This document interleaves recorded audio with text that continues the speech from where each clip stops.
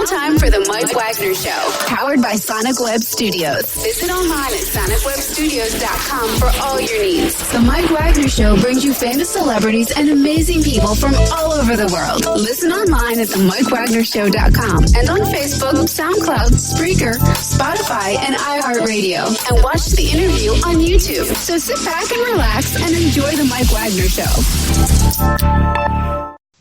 Hey everybody, it's Mike from the Mike Wagner Show, powered by Sonic Web Studios. Visit online at sonicwebstudios.com for all you need. Looking for a professional website without breaking your budget? Sonic Web Studios is the answer. Sonic Web Studios offers fast, affordable custom web designs at below the competition way. Call today at 1-800-303-3960. That's 1-800-303-3960. Or email to support at sonicwebstudios.com. Mention the Mike Wagner Show, get 10% off your first order. Sonic Web Studios, take your image to the next level. Also, the Mike Wagner Show can be heard on the MikeWagnerShow.com. You can check our Facebook page at facebook.com/the Mike Wagner Show. You can download and listen on Facebook, SoundCloud, Spreaker, Spotify, and iHeartRadio. Also on Anchor FM, Radio Public, plus iTunes, Google Play, and Apple. You can also take the Mike Wagner Show with you on any mobile device and subscribe to the Mike Wagner Show on the YouTube channel. We're here with a wonderful singer from Ontario, Canada, award-winning singer, songwriter, multi-instrumentalist from Shelbourne, which is Ontario, Canada. He's got a unique genre of a blend of pop, rock, folk, and country. He's got a new album called Red Omen, and he's played over in 100 U.S. radio and over 600 stations worldwide, and he's also won some awards as well, too, and also got some interesting music you can check out. And ladies and gentlemen, before we get into all the accolades, live from beautiful Ontario, Canada, with a cup of coffee and a cup of light, a jug of wine, some bread, and thou, Ed Roman. Ed, good morning, good afternoon, good evening. Thanks for joining us today. Hey, Mike, it's good to be here. Thanks for having me on the Mike Wagner Show. Hey, I gotta ask, any relation to Robert? You know what? I've gotten asked that several times throughout my lifetime. The answer is no. And, of course, while you're drinking your coffee, and I love your mug, by the way, too. So I was going to show you mine, too, in just a minute, but it's not with me at this time, too. And I just have to say, I've been saying, hey, I relate this Wagner, that Wagner, any Wagner where you live. The answer is no. So I'd rather be just a simple Mike Wagner. The only relation I have is with my kids when I grow up and say, hey, you know him, so we have all that. Well, it's good to be the only original Mike Wagner. That's not a bad thing.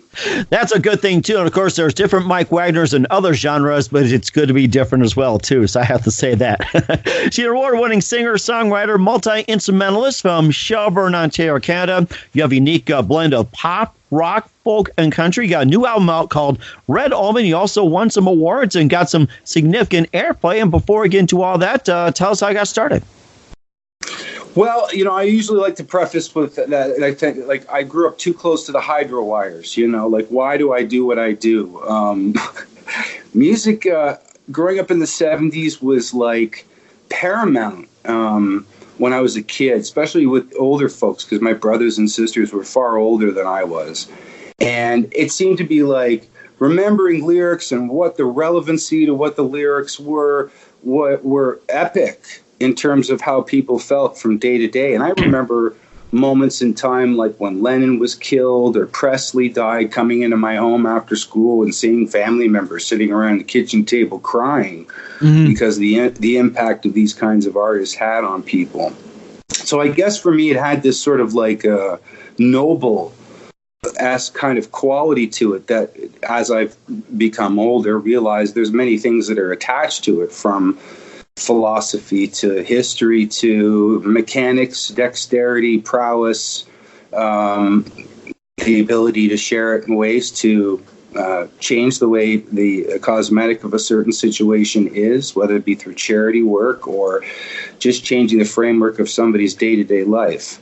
That has an extreme potency for me, and I followed it wholeheartedly. And it seemed like a lot of kids growing up, we all fell in love with the possibility of, and with that said, robustly chased after what that represented, especially when it came to practicing and searching for ways to find higher education and everything that was related to that. For me, it's a necessity. I grew up struggling with dyslexia, and music was a way for me to really be able to break out of my academic shell, if you will. And as a result, it's odd studying dyslexia and being actually an ambassador for dyslexia now. I come to understand that there are so many people in the art field that all have struggled with this issue in their lives, and art and music, speaking of for myself, has given us that avenue. So it was really through the crux of a problem, and a devout mom who spent a lot of time not only with me but my sister, who also struggled with it, making sure that we didn't fall through the proverbial cracks.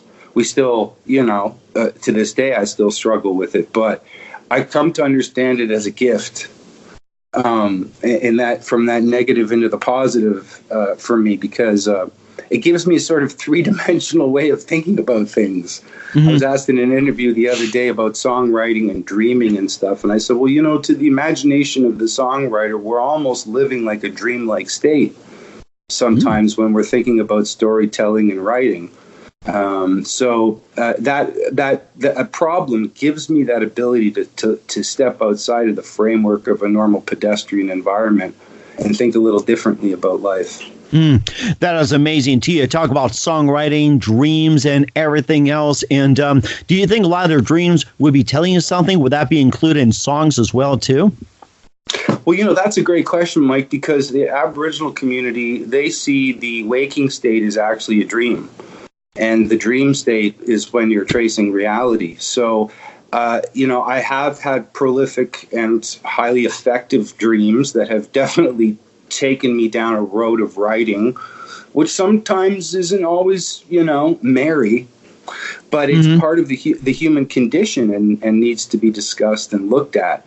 And at the same time, there are some of the very same things that have in my waking state that I daydream, are catalysts for many ideas and stories, because they're superimposed over a framework of my own feelings and the things that I'm going through as a person in this moment in time, as well as the things that I hear about from other people. You can't anecdotally not know, about something that's going on in somebody's life or an experience that they've had or something that's going on, and see a parallel between your own, and it sort of circumnavigates the exact same process of thinking about it. So I find it to be a humbling experience, to tell you the truth, Mike, because sometimes I'm not entirely sure where all that correlated information comes from.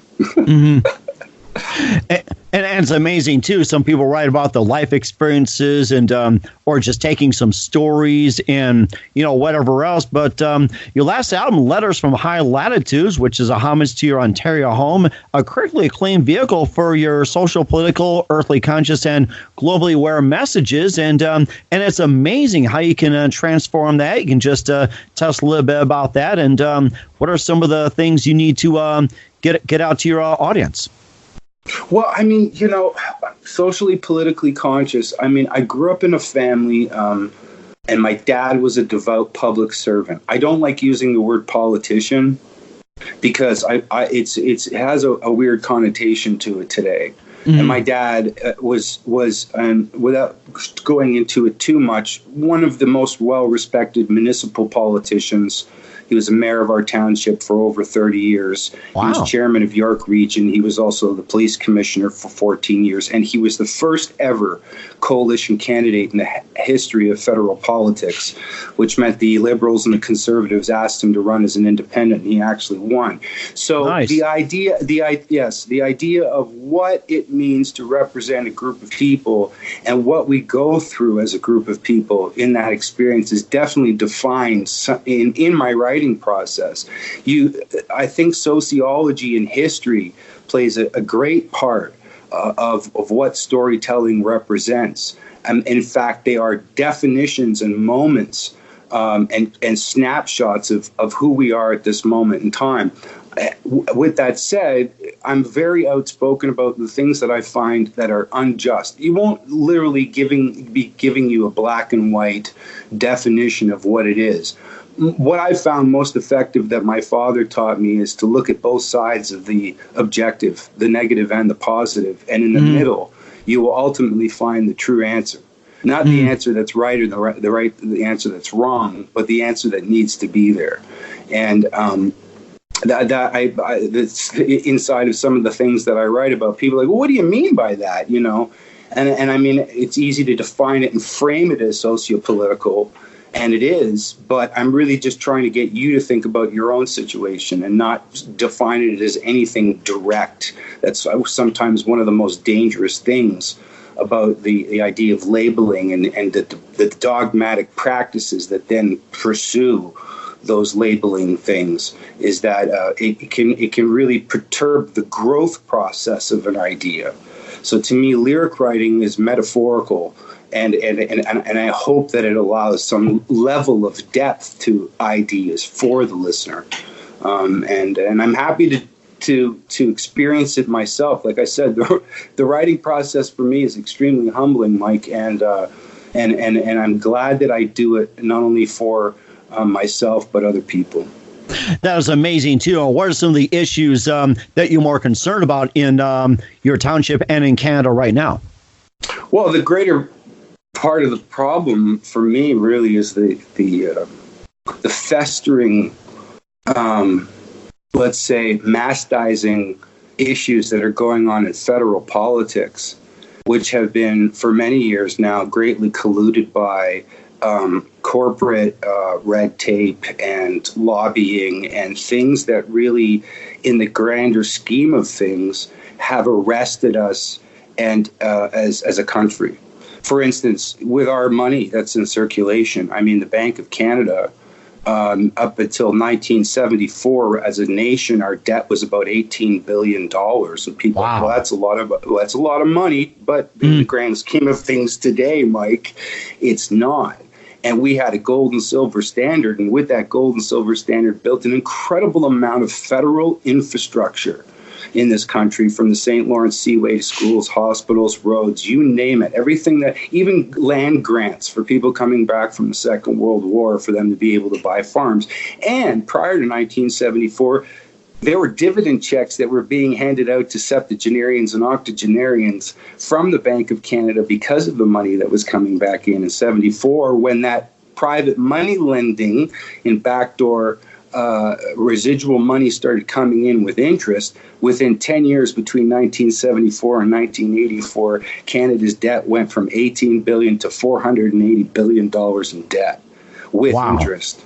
And I think that's the bigger part of the issue. For instance, when I talk about this kind of stuff, most Canadians and that part of the greater Western Hemisphere know not of that issue, despite there have been public lawsuits where they've won against the Bank of Canada, and yet nothing is being done about it. This is one of the biggest issues, is this extreme amount of apathy caught up in the circus of what all federal politics really represents, when really there needs to be a reset function. And a lot of times that will lead to conversation that scares a lot of people. And of course, the big question is, who's going to hit the reset button? That's a big question. Well, we do. We are, as my father pointed out, we are the country. We are the ones that are the ones that have children, work, pay our taxes, our mortgages, live, exist, breathe, and die. It's not the government that is the country. So it becomes our responsibility in order to make that change. And if it means cleaning house, so be it. Those are the kinds of, diligent, deliberate decisions that need to be made in order to remove a lot of unnecessary bureaucracy, which is really, as I said, arrested a lot of our development. And that's something as well, too. And we'll talk about one of your humanitarian efforts along with some of your music. Listen to the Mike Wagner Show at the MikeWagnerShow.com, powered by Sonic Web Studios. Visit online at SonicWebStudios.com for all your needs. Looking for a professional website without breaking your budget? Sonic Web Studios is the answer. Sonic Web Studios offers fast, affordable custom web designs at below the competition way. Call today at 1-800-303-3960. That's 1-800-303-3960. Or email to support@sonicwebstudios.com. Mention the Mike Wagner Show. Get 10% off your first order. Sonic Web Studios. Take your image to the next level. Also, the Mike Wagner Show can be heard on the MikeWagnerShow.com. You can check our Facebook page at Facebook.com/The Mike Wagner Show. You can download and listen on Facebook, SoundCloud, Spreaker, Spotify, and iHeartRadio. Also on Anchor FM, Radio Public, iTunes, Google Play, and Apple. Also take the Mike Wagner Show with you on any mobile device and subscribe to the Mike Wagner Show on the YouTube channel. We're here with a singer, songwriter, and multi-instrumentalist from Shelbourne, Ontario, Canada, Ed Roman, with a unique mix of pop, rock, folk, and country. And of course, he also has that album Red Omen, also Letters from High Latitudes. You can also find his music online as well, too. And before we get to some of your music as well, too, and some of your accolades, where's some of your favorite artists growing up? Holy Mike, that's like the Titanic-sized question because it's very wide, and I think some people might be like, "Well, how can you like two of those different artists in the same sort of person?" Right? I grew up listening to stuff that was happening in my house. So brothers and sisters were listening to everything from like Deep Purple to Bruce Springsteen to John Denver. Then I had my grandparents who were listening to like Eastern European gypsy music. And really? I fell in love with that. My grandmother was also a huge Frank Sinatra fan, Elvis Presley, the Beatles, everything that you could think of. Then my mom and dad's generation, which was of the jazz generation, I was listening to everything from Duke Ellington to Cole Porter, Jerome Kern, fell in love with people like Charles Mingus and Buddy Rich and anybody that was really from that jazz realm. Eventually went to college to study music, jazz performance, because I love that so much. So I could mention hundreds of people within side of that spectrum, but it all has to do with mojo, that sense of rawness and you know, true earthly human barbaric yelps. You know, whether it be melodic or lyrically, something that really defines the moment. I remember as a young person, I was handed a couple of Jaco Pastorius albums, famous American electric bassist and composer, Weather Report, Jaco Pastorius. On the back of his first record, Herbie Hancock wrote for his liner notes, "The definition of an artist is one who has the ability to fuse their life with the rhythm of the times." Interesting. And with that said, there are a large grouping, but yet very small in the grand scheme of the amount of music which has really been created in this world.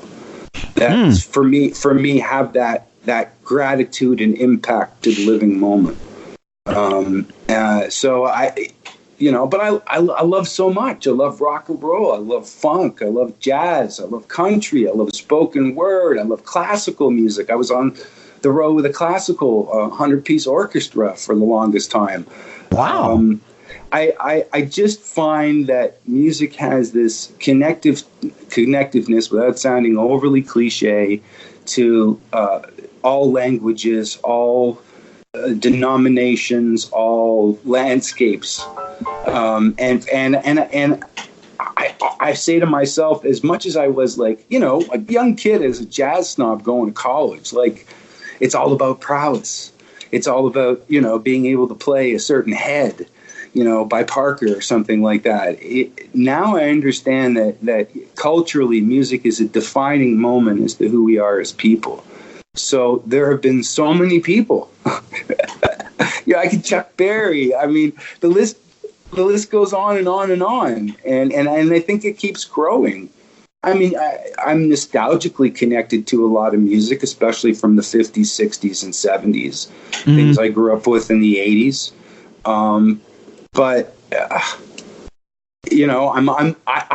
Music for me today has also taken on sort of a different personality because I write and I'm so involved in what I do so often. I latch on to certain artists and study them more like a university degree for years. Buy everything by them, study all the lyrics, find out what the connectiveness is to the lyrics and their process. Because for me, somehow, anthropologically, this is what really stirs me, man. It really gets my gears rolling when I hear that. And like I said, the allegory that's really behind everything that artist has had to say. That's really special to me.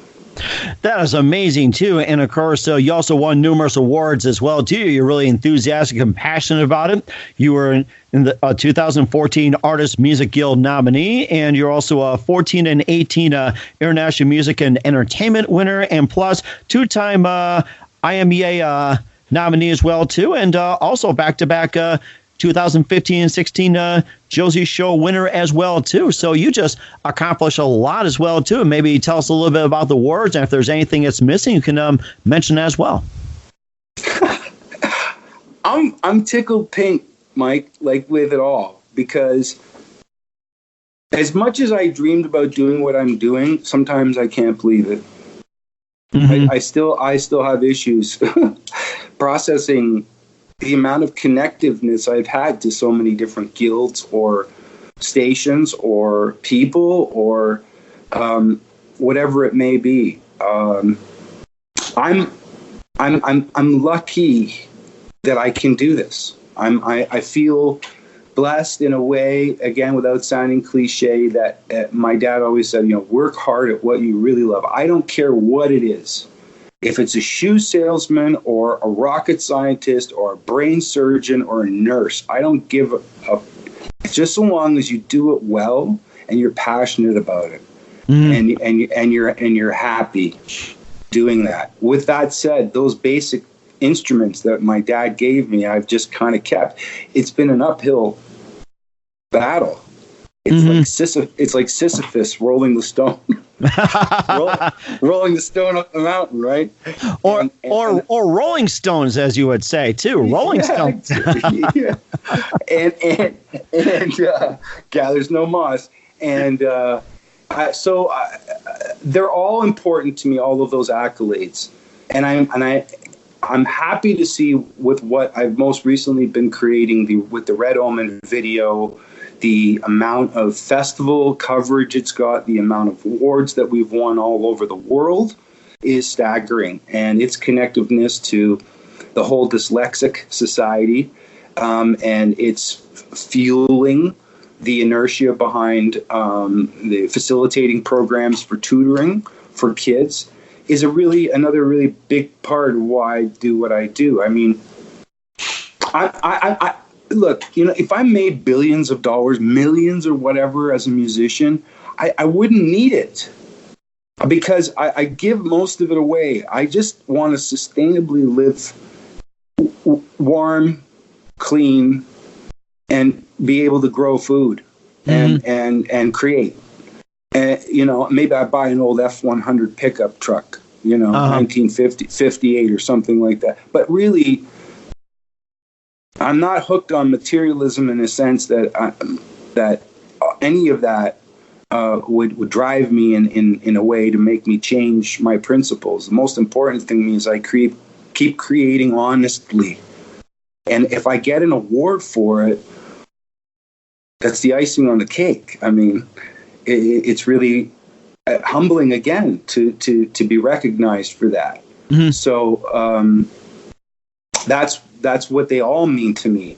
And the biggest reward, and to tell you the truth, Mike, working with Michael Stover in Pittsburgh has been a big part of that because he's helped me immensely connect all of that with people all over the world. He believes in the music and what I've written. That was the biggest struggle even before I started doing what I was doing, is having somebody like that believed in me.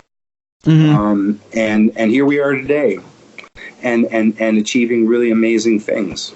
That is amazing, too. We'll talk about your one song that spurned a humanitarian effort. Listen to the Mike Wagner Show at the MikeWagnerShow.com, powered by Sonic Web Studios. Visit online at SonicWebStudios.com for all your needs. Cheers. Looking for a professional website without breaking your budget? Sonic Web Studios is the answer. Sonic Web Studios offers fast, affordable custom web designs at below the competition way. Call today at 1-800-303-3960. That's 1-800-303-3960. Or email to support@sonicwebstudios.com. Mention the Mike Wagner Show. Get 10% off your first order.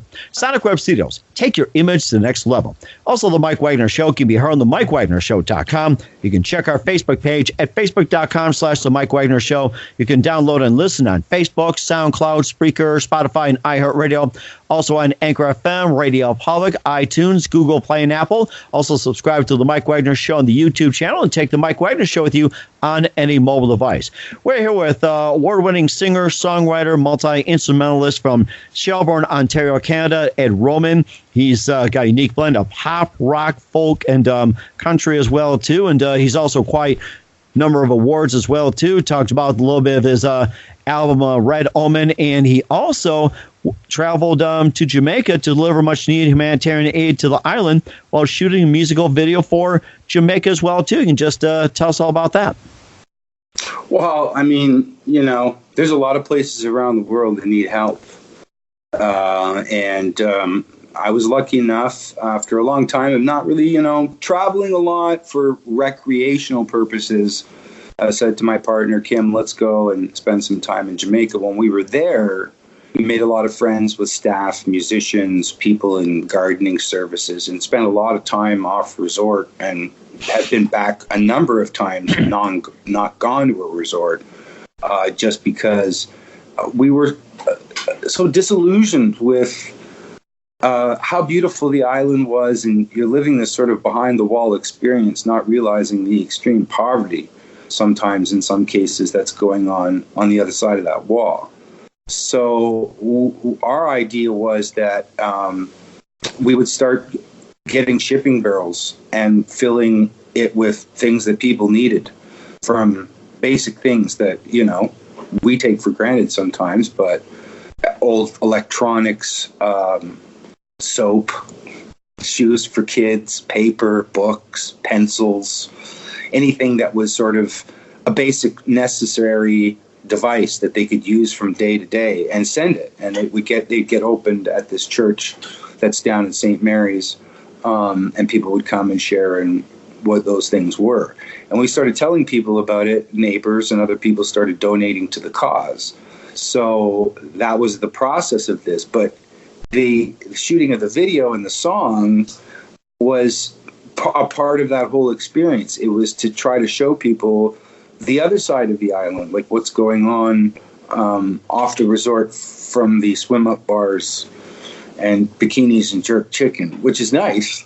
Oh, you're making me hungry for jerk chicken. But the island is so rich and fruitful with so much culture and experience that I felt it behooved me to write a song. And while I was there through one of those processes, decided to shoot a video right around where we stay, in this little cabin that's just outside of Orcabessa. And everything in that video, from the people we're having conversations with to the kids that are up at 9 Mile, which is where Bob Marley grew up. Mm-hmm. And he's interred there in a crazy sarcophagus. That's all part of the video. So I was so happy to bring that to people and illustrate far more about what's going on in the island in that regard, and to be able to talk about it for such a long period of time, which I think opened up a lot of people's eyes. That is amazing, too. And have you done similar projects when it comes to humanitarian, or do you have anything that's in the works right now? Well, I was working with Heart Songs for Veterans in the United States, and still am. That is a program that is raising money, funds for veterans that are struggling all over the United States, with every kind of thing you can think of, from paying their hydro bills to groceries to you name it. So Heart Songs conscripted a number of different musicians for acoustic performances, and the proceeds for the song go to help vets all over the United States. One of the main reasons I'm working in the United States with my manager now is because of another vet I know that's Canadian, used to be in the infantry and special forces, who would come and watch me play and sort of introduced me to Mike, and that's how we got connected. So again, they're my friends, and I'm trying to help in any way, shape, or form that I can. As I mentioned, the Red Omen project is a big part of that video and everything that's involved, now live on Amazon Prime. Proceeds for that, for the rental or the purchase of it, are all going to help fund tutoring programs for the whole Dyslexic Society here in Canada. And I'm actually hoping that in the next year we can raise $250,000 for that process. But really, I see it as a Band-Aid effect. And I really hope it can open up a dialogue between the ministries of education to discuss a basic framework of the dyslexic methods that are actually being used, Mike, in 56 nations. Wow. Across the world. It was developed by Ron Davis from the Davis Dyslexia Society in the United States. And that method was very quickly and adapted and integrated into early education. But ironically, once again, not accepted into the United States or Canada yet. So I'm really hoping that can change as a result of that. What's the stipulations of having it not accepted in the U.S. and Canada? What is basically the holdup with it? I think that they're concerned with the framework of what three-dimensional pictorial and spatial and dimensional learning is. And when you're academically looking at a situation, learning words, that is two-dimensional. A page and a piece of paper is that. Three-dimensional thinking is how do we bring that information off of the page in a different way? And that's what dyslexics struggle with. They struggle with the academics of what the page is saying, but they don't struggle with the possibilities of the potential of what the page is saying. Usually the argument from that will be, well, we're not entirely sure how it'll work. We don't know if we have the funding for that kind of a thing, and et cetera, et cetera. That's not been the case in the other 56 countries. In fact, it's been a pretty stable, easily integrated thing that almost seems innocuous when it comes to any major framework really being changed. So I question it myself and am still navigating through that process as to why they're resistant. And that's interesting as well too. You're helping the dyslexic community and making awareness of that as well too. And just a few more minutes as well too. And what do you consider your most favorite project and the most challenging? Getting up every day. It's got to be with coffee though. I got you, Mike. I got you, buddy. The most difficult, but it's the strangest. It's what we're talking about. It has been really tough for me as a person, especially going through school, academically struggling the way that I did, working so much of extra time just to maintain a middle grade, and feeling really quite inadequate about that whole process. Now, as I've said, that struggle, the most difficult part, but yet the most victorious aspect of it is that through that hindrance, that problem, the difficulty is to tell Red Omen is an anagram of my own name. How more apropos would it be for a dyslexic to jumble his own name to create a song about the difficulties, right? And some of the allegories and myth in his own life, to do so in such a way that it ends up becoming a vehicle for just that, the idea of change and some basic ideas to the framework of education. That has been the most difficult thing for me to deal with in my life, and at the same time, the most victorious. Because now that I see it coming to fruition in the way that I hadn't expected, I see its gravity. I feel its gravity, and I know its potential. That was amazing too. And what do you consider most memorable moment when it comes to music? My friends, the people that I've gotten to meet, that I've been able to share ideas and experiences with. Because it is like a family and a bond where communication is frequency. And that's a very special thing to me. I find it almost angelic. That is amazing, too, and just so amazing. And who do you consider biggest influence in your career? Musical influence? Or because, there's a lot of people that are very influential, but... You can pick either. You can pick either or. It's up to you. I would say the people that said very few things to me in my either conundrum of wondering about music or questioning it. In so much so that that little bit of infinitesimal information changed everything about my framework and how I still think about the changing aspect of it today. Mm-hmm. I remember my Uncle John, once we were at an anniversary party, and I was young and listening to rock and roll, and, you know, come on, plug it in, turn it up. And this guy was playing some gypsy violin. And that was my part of my resistance in my family was like, well, I don't know if I want to get into gypsy music. And like, come on, my grandparents listen to that. And now I'm like, Django Reinhardt, oh my God. That subtle moment of where he said, do you hear that melody? Like coming into me really close. Do you hear that melody? That melody is telling everything about its story. That was just that simple thing, right? Like, or another professor I had from Hamburg when I was at college, I had all this question about improv, and I was coming off with like, so da da da da and the framework, and I'm thinking about the chords, and what about this, and da da da da, and he just sits back in his chair like Santa Claus, this big white beard, and just says, what about A flat? And my mind still to this day is because of that simple statement. You know what I mean? They've been those, like I said, very few words, but enough gravity inside of them to make you go, holy cow. It's shown you more than about the answer. It's shown you a way to think about it, Mike. Wow, that is something too. And what's the best advice you can give to anybody at this point? Stop looking for approval other than from yourself.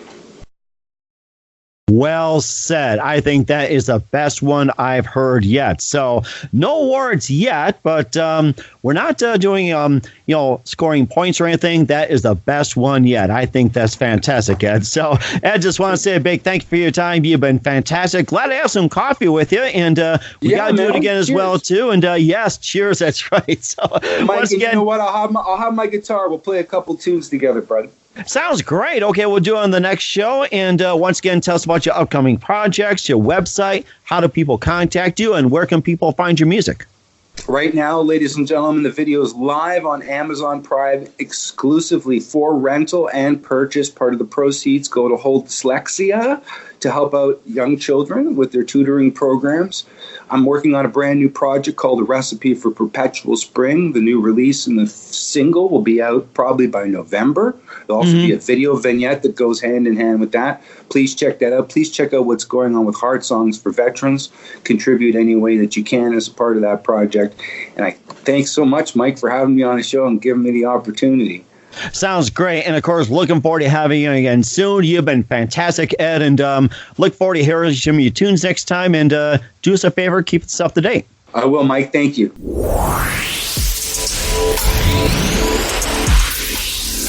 Thanks for listening to The Mike Wagner Show, powered by Sonic Web Studios. Visit online at sonicwebstudios.com for all your needs. Listen online at themikewagnershow.com and on Facebook, SoundCloud, Spreaker, Spotify, and iHeartRadio. And watch the interview on YouTube. Also, become a sponsor of the program and or donate today at themikewagnershow.com. Join us again tomorrow for another episode of The Mike Wagner Show.